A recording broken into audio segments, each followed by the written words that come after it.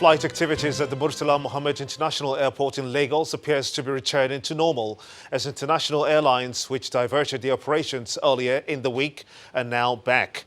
A visit to the terminal this evening by Channels Television reveals the high level of activities, with many airline counters open and passengers going through the boarding process.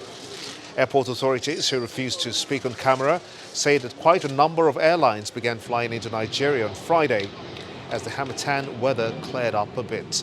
And 3 flights, which include British Airways, Delta Airlines and Turkish Airlines, will take off later tonight.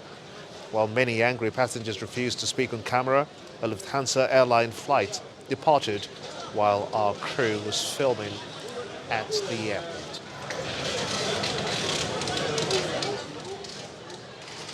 Time now for sports news with Ayo.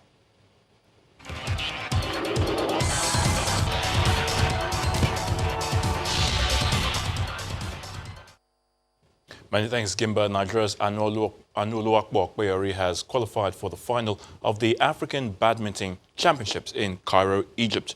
Opeyori humiliated Egyptians Adam Hatem 15-21, 21-14 and 21 points to 12 to secure a 3-0 victory to set up a clash with George Paul of Mauritius tomorrow. In the women's event, reigning champion Dorcas Adesokan edged past Egyptian Hadia Hosni 2-0 to reach the final. Adesokan then paired with Deborah Uke to beat South Africa 3-0 to qualify for the women's doubles final. Now, victory for Opeyori and Adesokan in the finals will boost their chances of qualifying for this year's Tokyo Olympics. Liverpool FC's unstoppable charge towards their first Premier League title in 30 years continued by edging a narrow victory over bottom-of-the-table Norwich City at Carrow Road. African Football of the Year Sadio Mane came off the bench to score the winner with just 12 minutes remaining, his 100th goal in the English top flight. It means Liverpool need just 5 more wins from their remaining 12 games to guarantee the Premier League title. Matej Vydра's superb goal boosted Burnley's hopes of playing in Europe for the second time in 3 years as they won at Southampton. This win lifts the Clarets up to 10th, 5 points behind Sheffield United in 5th. This defeat for Southampton, though, means they still have the worst home record this season, taking just 11 points from their 13 matches at St. Mary's. Erling Haaland's start to life at Borussia Dortmund gets better and better.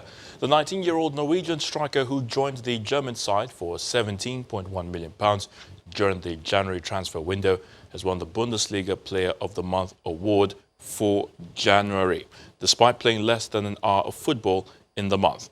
However, he did score 5 times in those 59 minutes, which is a goal every 11.8 minutes. Real Madrid FC coach Zinedine Zidane has confirmed that Eden Hazard is set to return from a serious ankle injury in Sunday's La Liga match at home to Celta Vigo. Hazard, who Real signed from Chelsea last summer for a joint club record fee of €100 million, has only made 7 league starts for the Spanish Giants and has been absent since hurting his ankle in a 2-2 draw with PSG in November 2019. The Belgium international returned to training 2 weeks ago, but was not deemed match fit for the derby against Atletico de Madrid or last Sunday's game at Osasuna. In tennis, almost 12 months after reaching his maiden tour level final in Rio de Janeiro, Felix Auger-Aliassime has advanced to his 4th ATP Tour Championship match at the World Tennis Tournament. The 19-year-old overcame Pablo Busta 7-6, 6-4 to reach his 2nd ATP 500 final after 1 hour and 49 minutes. He now becomes the first Canadian to advance to the championship match in Rotterdam.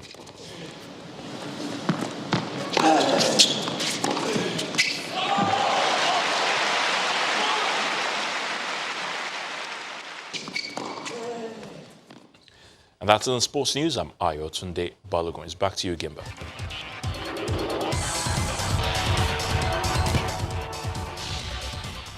South Sudan's President Salva Kiir has announced that he will return to a system of 10 years, 10 states that is, a key opposition demand, which will pave way for a unity government and bring an end to the country's civil war. The president said this today after a meeting of top government and military officials in the capital, Juba. He also noted that the compromise is in the interest of peace and that he expects the opposition to reciprocate. International pressure by the United States and others has been building on Kir and Machar to meet the February 22nd deadline to again join forces in a transitional government. The deadline has been extended twice in the past year. A Chinese tourist has died in France after contracting the new coronavirus, the first fatality from the disease outside of Asia. The victim was an 80-year-old woman from China's Hubei province. She arrived in France on January the 16th and was placed in quarantine in hospital in Paris on January the 25th. Only 3 deaths had previously been reported outside of mainland China in Hong Kong, the Philippines and Japan. However, more than 1,500 people have died from the virus within China, mostly in Hubei, where it first emerged. On Friday, Egypt confirmed a case of the coronavirus, making it the first African country to do so.